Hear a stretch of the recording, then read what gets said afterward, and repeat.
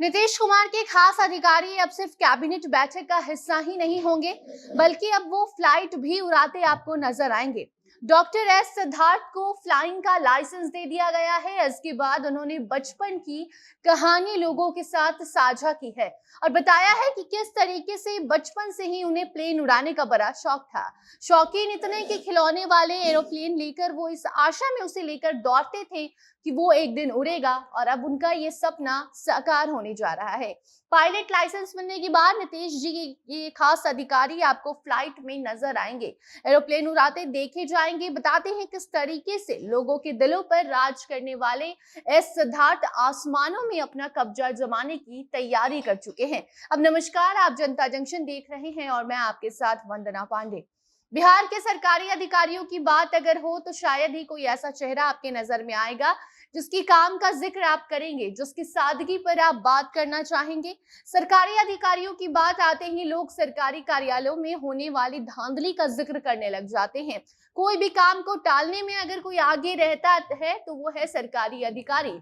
लेकिन आज हम नीतीश कुमार के प्रधान सचिव एस सिद्धार्थ की बात करेंगे, जिन्होंने अधिकारियों की छवि को अपने कार्य से अलग साबित किया है। मतलब ये है कि अपनी सादगी की वजह से वो जाने जाने वाले एस सिद्धार्थ को अब लोग अलग नजरिए से देखते हैं।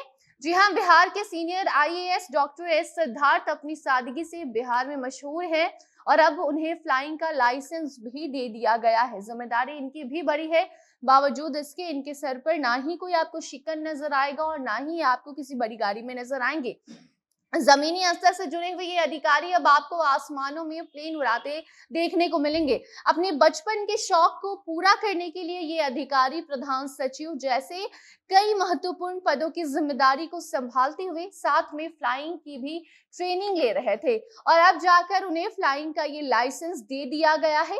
यानी कि अब वो पायलट भी कहलाएंगे। और सबसे जरूरी बात ये है कि बिहार और झारखंड को अगर मिलाकर हम देखें तो ये पहले ऐसे अधिकारी हैं जिन्होंने फ्लाइंग लाइसेंस लिया है, क्योंकि किसी के पास, खासकर जो सरकारी अधिकारी होते हैं, नौकरी में लग जाने के बाद उनके पास इतना वक्त नहीं होता कि वो अपने सपनों को पूरा कर सके। और जब बात फ्लाइंग ट्रेनिंग की आती है, ऐसा कुछ करने की बात आती है, तो वो अपने कामों में ही उलझे रह जाते हैं और राजनीति में ही फंसे रह जाते हैं। लेकिन इस सबसे हटकर ये इन्होंने अपनी एक अलग पहचान बनाई है। लाइसेंस मिलने के बाद अपनी खुशी जाहिर करते हुए एस सिद्धार्थ ने अपने बचपन के सपने का जिक्र भी लोगों संग साझा किया है। बताया है कि कैसे बचपन में खिलौने वाले एरोप्लेन लेकर ये इस आशा में उसे लेकर दौड़ते थे कि वो उड़ेगा, और ये उनका जो सपना था अब साकार हो गया है। उनकी कड़ी मेहनत का ये नतीजा है।